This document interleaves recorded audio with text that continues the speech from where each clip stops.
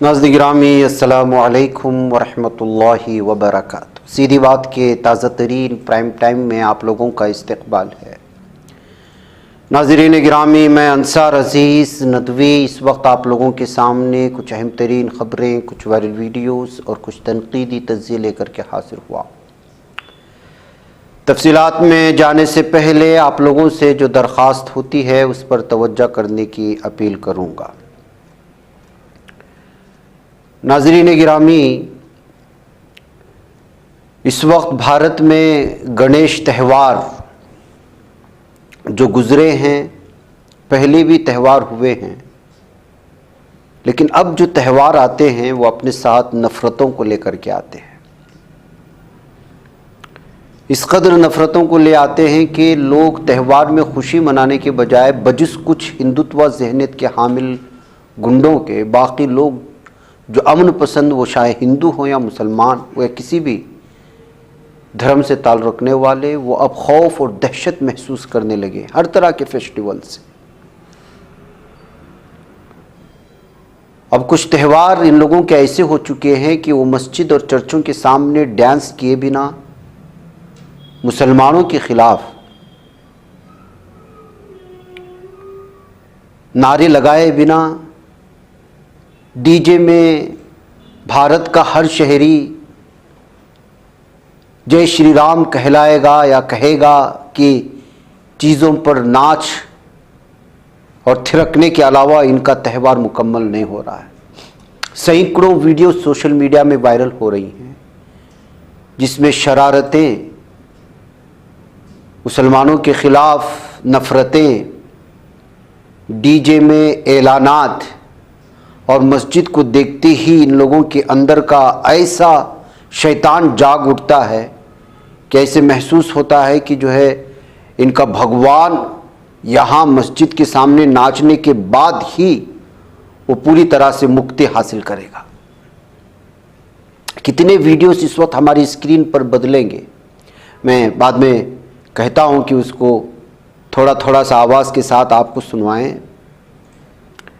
Sir जगह या तो मुसलमानों के ख़िलाफ़ नारे लग रहे हैं। ये कभी मुंबई से आ रही, तो ये देखिए गुजरात के एक सूरत की मशहूर मस्जिद है, उसके सामने गुलाल फेंका जा रहा है जबकि मस्जिद को ढांपा गया है कपड़ों से।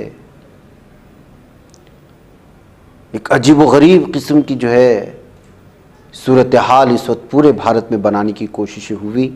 बाज़ जगह पुलिस ने कंट्रोल किया, बाज़ जगह ख़ुद मुसलमानों ने इनकी शरारतों को नज़रअंदाज करने की कोशिश की, जिसका नतीजा ये हुआ कि जो मुतअस्सिब ज़हनियत के हिंदुत्व लोग या ये गुंडे, शरपसंद अनासिर इसके अंदर दाखिल होकर के हालात ख़राब करने की, मस्जिदों पर अटैक करने की, मस्जिदों के सामने नाचने की कोशिश करके एक अलग किस्म का माहौल बनाने की कोशिश हो रही थी, उससे बच गए। ये सारी वीडियोस थोड़ी थोड़ी आवाज़ के साथ आप सुनिएगा।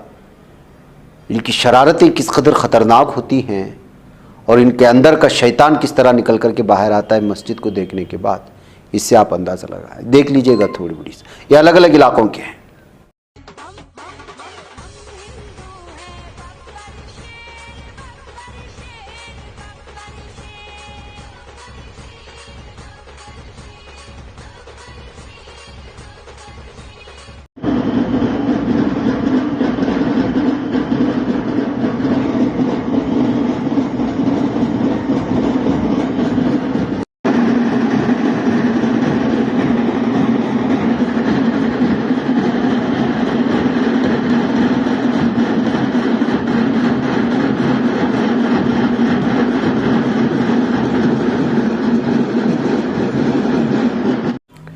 ये है मसाजिद के सामने डांस करना, डीजे बजाना। बाज़ लोग शरारत करते हैं। अब हिंदू लड़की बुर्का पहन करके अपने आशिक के साथ घुस गई हैदराबाद में, जिसका नाम श्रुति बनाया जा रहा है, गणेश विसर्जन के मौके पर। अब बताइए, ऐसे जुलूस से, ऐसे इन तमाम चीज़ों से मुसलमान बचते हैं? जाना भी नहीं चाहिए। वो अपने एतबार से जो है विसर्जन कर रहे हैं, जुलूस निकाल रहे हैं, त्यौहार मना रहे हैं। बुर्का पहन करके भीख मांगती हुई कितनी गैर मुस्लिम औरतें कभी धर ली जाती हैं, कभी मुस्लिम इलाकों में बुर्का पहन करके मर्द हजरात घूम रहे होते हैं। कई वीडियोस हमने दिखाए। अब ये ताज़ा वीडियो हैदराबाद की है। चार मीनार के करीबी इलाके में गणेश विसर्जन के जुलूस में घुस करके अब ये क्या करना चाह रहे थे, इनका मकसद क्या था, क्यों ये खातून ने बुर्का पहना था, ये और उसके साथ मौजूद उसका आशिक ही बताएगा। अभी तक इसकी तफसीलात नहीं आई, लेकिन उसको इस तरह से घसीट के ले जाने की और किस कदर शर पसंद आसिर पाए जाते उस पर तबसरे शुरू हो चुके हैं।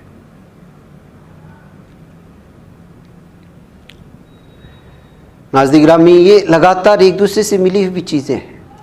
तो नाज़रीन गिरामी, शरारतें कैसे होती हैं, उसका नतीजा क्या निकलता है। महाराष्ट्र के थाने ज़िला के भेवंडी में गणपति विसर्जन के लिए कल जो सूरत हाल बनी और कितने लोगों को पुलिस ने गिरफ्तार किया, ये सारी चीज़ें आप लोगों के सामने, ये भी देख लीजिएगा। एक मस्जिद के करीब लोगों ने मूर्ति पर पथराव करने का इल्ज़ाम लगाते हुए हुजूम मुश्तइल हो गया।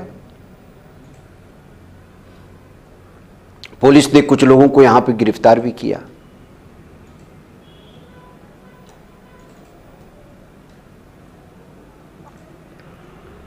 नाज़रीन में हकीकत यह है कि ये शरारतें जानबूझ करके होती हैं। हालात को ख़राब किया जाए। पत्थर मारने वाले भी ये खुद लोग होते हैं, इसलिए कि ये पूरे मुनज़्ज़म तरीके से आए होते हैं। कहाँ किस तरह से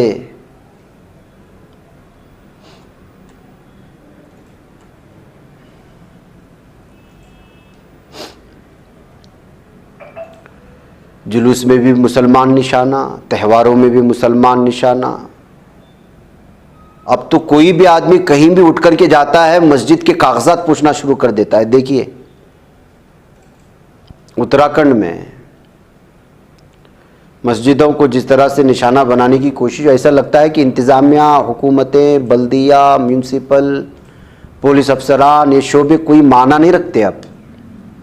अब ये गुंडे कहीं भी हिंदुत्व गुंडे निकल जाएंगे, मस्जिद के पास जाएंगे, मस्जिद के कागजात, भाई इनको हक किसने दिया है।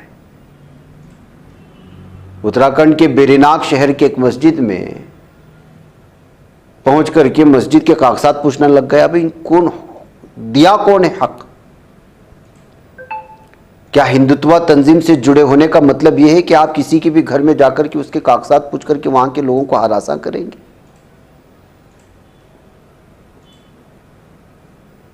और इन हिंदुत्व ज़हनियत के हामिल गुंडों और इन दहशतगर्दों के खिलाफ कोई कार्रवाई नहीं हो रही। भगवा लिबास पहन लेते हैं और समझते हैं कि कोई पुलिस उनका कुछ भी नहीं बिगाड़ेगी। मुसलमानों के घरों में दाखिल हो जाते हैं, मस्जिदों में दाखिल हो जाते हैं।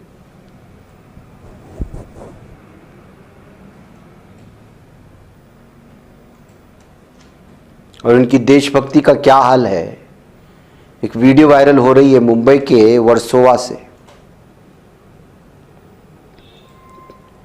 तिरंगा को सैंडविच कर दिया है दो भगवा झंडों के बीच में। तिरंगा की कोई औकात नहीं रही, उसकी तौहीन की जा रही है। लोगों को देशभक्ति का पाठ पढ़ाते घूमने वालों की यह हालत है, सर्टिफिकेट बांटने वालों की।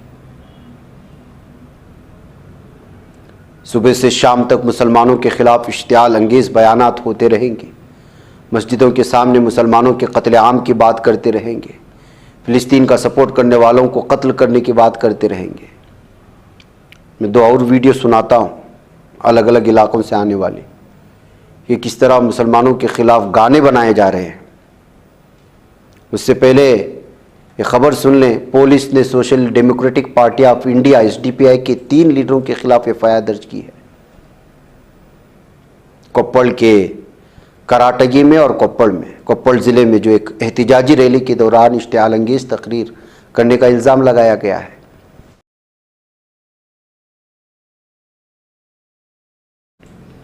और वो भी सावरकर के खिलाफ बोलने की वजह से। अब सावरकर कौन है आप जानते हैं। अजमेर संगनहाला, इमरान अली, दाऊद करातगी, इन लोगों के खिलाफ मामला दर्ज किया गया है। और मुसलमानों के ख़िलाफ़ जो लोग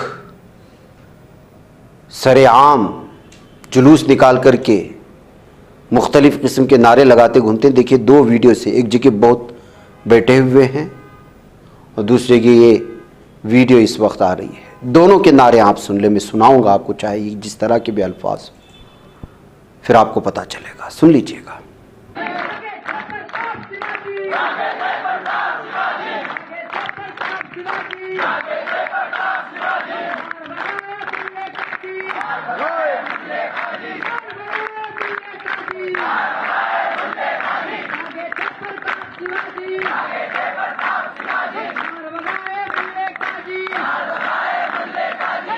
गद्दारों को गोली मारो, सालों को देश के गद्दारों को गोली मारो, सालों को देश के गद्दारों को गोली मारो, सालों को फिलिस्तीन का झंडा लहराने वालों को गोली मारो, सालों को।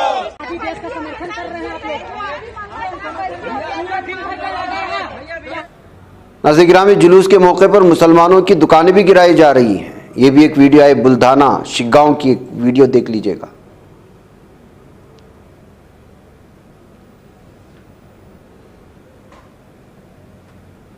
अब आपको क्या क्या वीडियो दिखाएं, किन किन इलाकों की दिखाएं, भरमार है। मैंने जैसे कहा ना इब्तिदा में, त्यौहार का मतलब ही समझ लीजिए कि कोई हिंदू धर्म के लोगों का त्यौहार आ रहा है तो हिंदू अलग है, हिंदुत्व ज़हनियत के हामिल हिंदुत्व तंजीम से जुड़े हुए गुंडे अलग हैं। सारे हिंदू इसमें शामिल नहीं हैं। हिंदुत्व तंजीमों से जुड़े हुए गुंडे उन लोगों के काम होते हैं जो नौजवानों को भड़का करके ले आते हैं, नारे भी यही लोग लगाते हैं। अक्सरियत भी खामोश बैठी है, वो अमन का माहौल चाहती है हिंदू बरादरी की।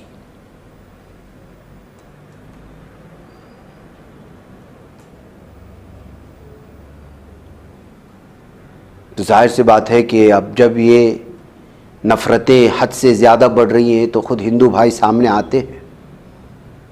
शर्जील इमाम, उमर खालिद और भी कई सारे मुस्लिम नौजवानों को जो गुज़श्ता 4 साल से बग़ैर किसी ट्रायल के इल्ज़ाम साबित हुए बिना जेल की सलाखों के पीछे CAA, NRC और फसादात के मौके पर गिरफ़्तार किए गए नौजवान बग़ैर किसी जुर्म के, बग़ैर किसी जो है गलती के अभी भी सड़ रहे हैं जेल की सलाखों में।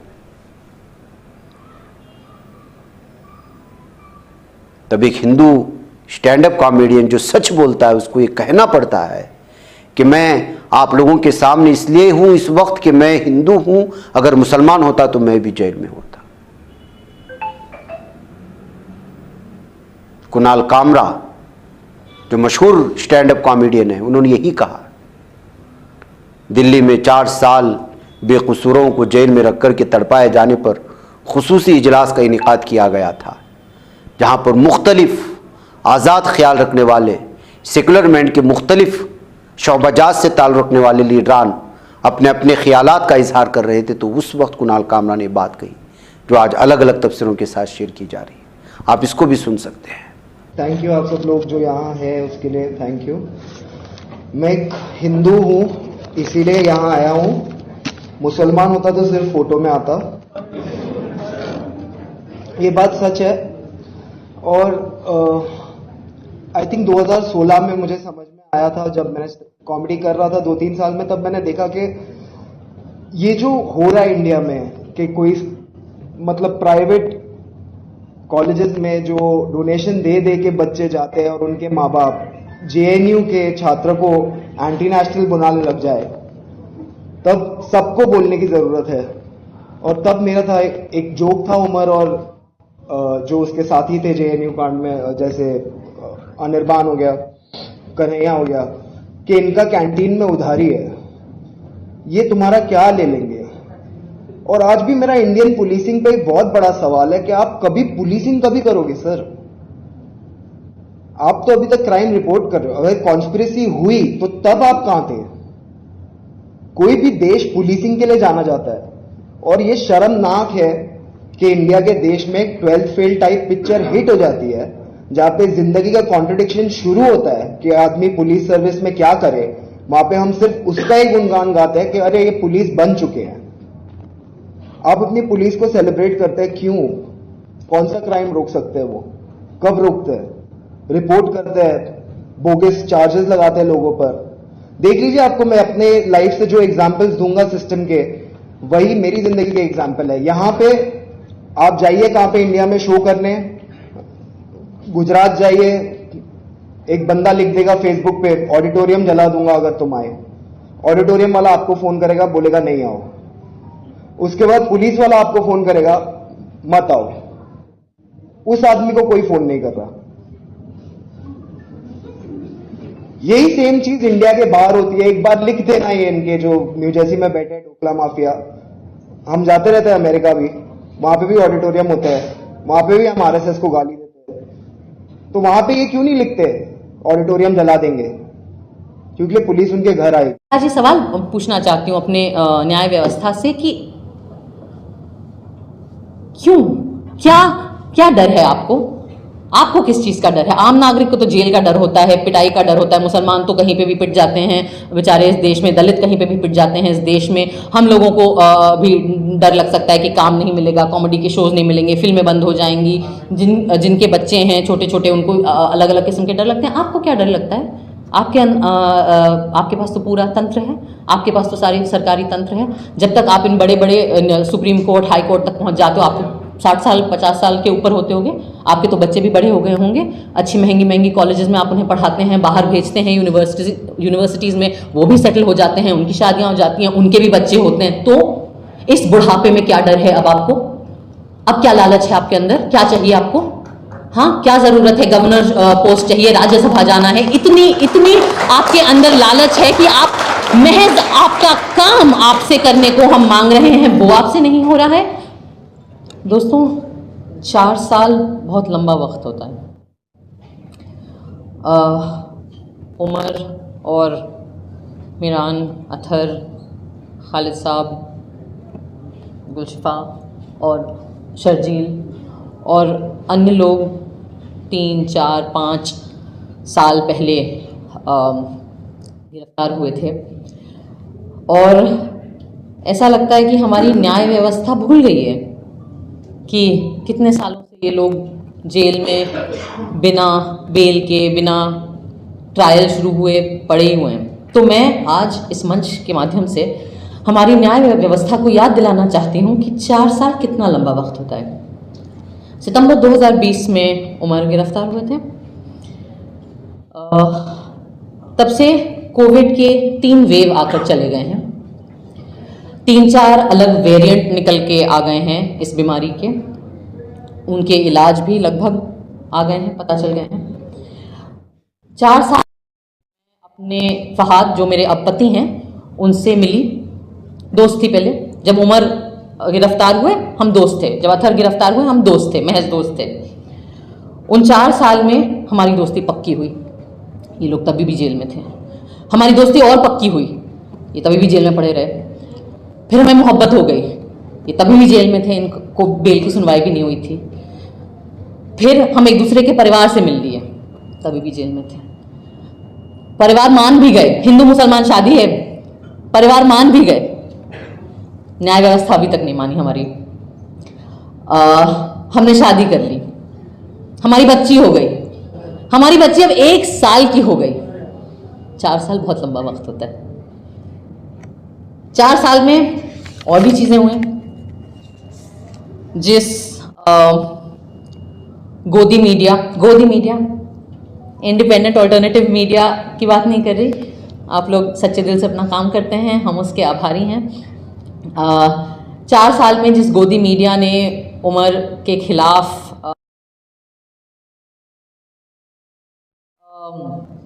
इतना विट्रियोलिक, इतना जहरीला कैंपेन चलाया था, वो गोदी मीडिया नंगी हो गई इन 4 साल में।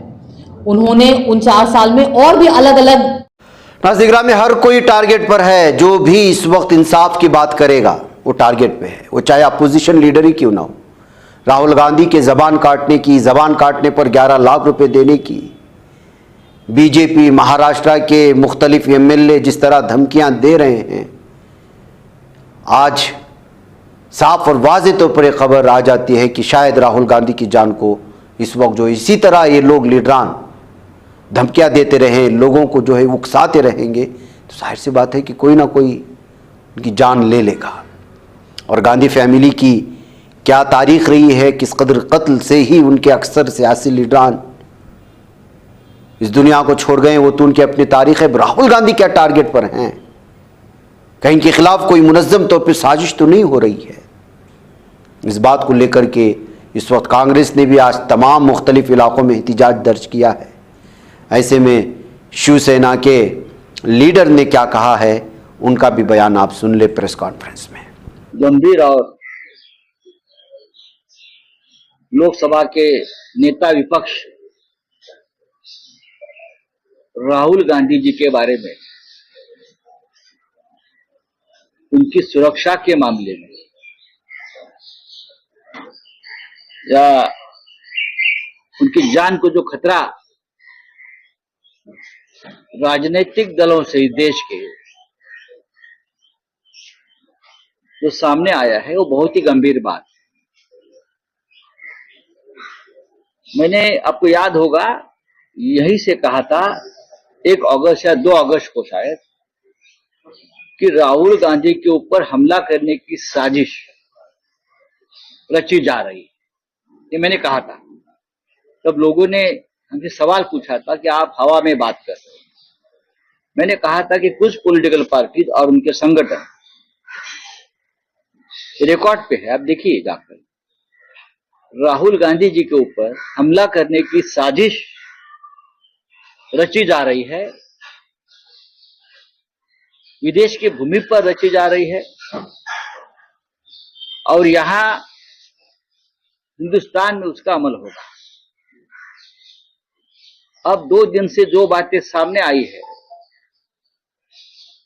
वो जो मैंने बात कही थी अगस्त के 1 तारीख को, उसको पुष्टि देने वाली ये बात है। इस देश के केंद्रीय रेल राज्य मंत्री, उत्तर प्रदेश के एक मंत्री सरकार की, महाराष्ट्र के बीजेपी के जो अलायंस है उनके एक विधायक और भी कुछ लोग, सभी एक ही भाषा में बोल रहे हैं कि राहुल गांधी के ऊपर हमला करने। कोई कहता है कि उनकी जुबान काट के जो लेके आएगा उसको मैं 11 लाख दूंगा, कोई उनको आतंकवादी कहता है, कोई उनके ऊपर हमले की बात करता है। ये एक षड्यंत्र है, एक साजिश की रचना है। जिस तरह से राहुल गांधी के नेतृत्व में इस देश का पूरा विपक्ष एकजुट हुआ है और होता रहेगा, उससे अगर किसी के मन में डर पैदा हुआ है, तो लोकतंत्र में, इस देश के लोकतंत्र में ये समस्या हल करने का ये मार्ग नहीं कि विपक्ष को जान से मारने की धमकी दी जाए। ये रशिया में होता है, ये रशिया में होता है कि विपक्ष के नेता को खत्म किया जाता है, और हो गया है, पुतिन ने कर दिया है। और भी देशों में हो सकता है जहां तानाशाही है, जहां लोकतंत्र नहीं है। लेकिन हिंदुस्तान में अगर ये कहा गया है कि राहुल गांधी का हश्र भी, हाल भी उनके दादी जैसा या उनके पिताजी ऐसा करना चाहिए, कर देंगे, ये बात अगर इस देश के प्रधानमंत्री सुनते हैं और चुप बैठते हैं, इस देश के गृह मंत्री सुनते हैं और चुप बैठते हैं, मैं ये उसका मतलब ये समझता हूं कि ये साजिश का हिस्सा आप भी है, आप भी है। इसलिए हमें चिंता है, हम कंडेम करते हैं इस बात का, और खास करके ये 2 प्रमुख नेताओं की जो चुप्पी साधे उसके मामले में, लीडर ऑफ अपोजिशन है, उसका नेता प्रतिपक्ष है, जिसको कैबिनेट रैंक है, उसके खिलाफ आपके पार्टी के लोग धमकाते हैं, मारने की कोशिश करते हैं, बात करते हैं, और आप चुप बैठते हो, ये हम बर्दाश्त नहीं कर सकते। आज भी देश में सिर्फ संविधान नहीं, लोकतंत्र नहीं, तो विपक्ष के जो हमारे जैसे नेता है, राहुल जी जैसे नेता है, उनको जान को खतरा है। नाज़रीन गिरामी, जराइम क्राइम भी ख़त्म नहीं हो रहे हैं।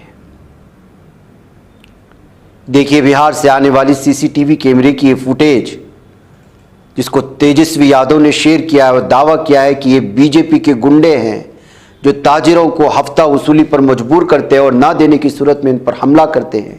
तिजारत बंद करवाने की धमकियां दी जाती है। एक्सटॉर्शन मनी पे न करने की वजह से उनके बिजनेस को डाउन करने की, शटडाउन करने की धमकियां दी जाती हैं। बिहार से तेजस्वी यादव ने इस वीडियो को शेयर करते हुए नीतीश कुमार और बीजेपी की हुकूमत को तनकीद का निशाना बनाया है कि ये आपका मंगल राज है। यूपी में क्या है, एक दलित नौजवान को बरेली में किस तरह से बूट चाटने पर मजबूर किया जा रहा है, उसकी एक वीडियो सामने आती है। रायबरेली में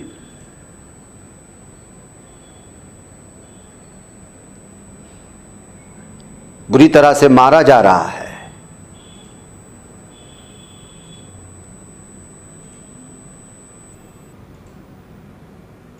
साविया राज्य नामी इलाके का यह दलित नौजवान है।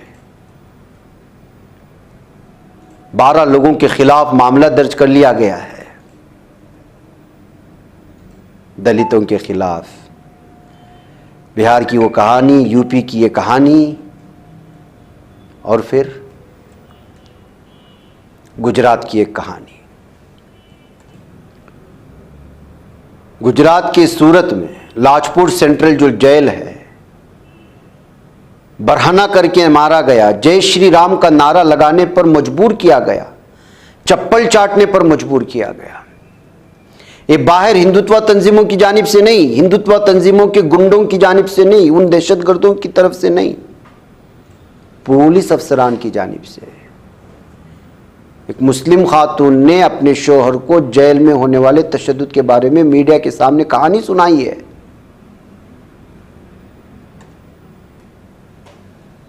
ये वो पुलिस अफसरान हैं जो हलफ उठाते हैं अपने भगवान के नाम पर कि इंसाफ करेंगे, धर्म को नहीं देखेंगे, समाज को नहीं देखेंगे, बरादरी को नहीं देखेंगे।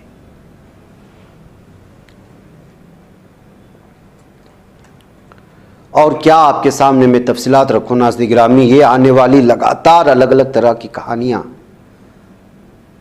मायूस कुन तो हैं, लेकिन हमें मायूस होने की ज़रूरत नहीं है। जुल्म जब हद से ज़्यादा बढ़ जाता है तो फिर जालिम को ठिकाने लगाने के लिए उसके दूसरे रास्ते भी पैदा हो रहे होते हैं। इस पर हम लोगों को यकीन रखना चाहिए। मुझे इजाज़त है। अस्सलामु अलैकुम रहमतुल्लाहि व बरकातुहू।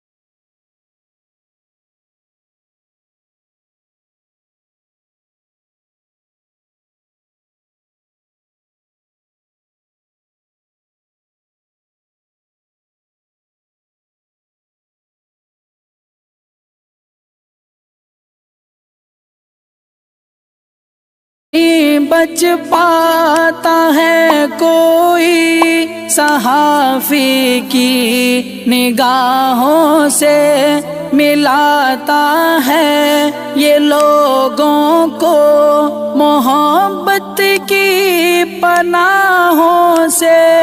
करम और दर्द मंदी का है एक संसार, सीधी बात। अजीमत जुर्अतो हिम्मत का है इजहार, सीधी बात। अजीमत जुर्अतो हिम्मत का है इजहार, सीधी बात। ये चैनल हक निगर बनकर कुचल देता है फितनों को।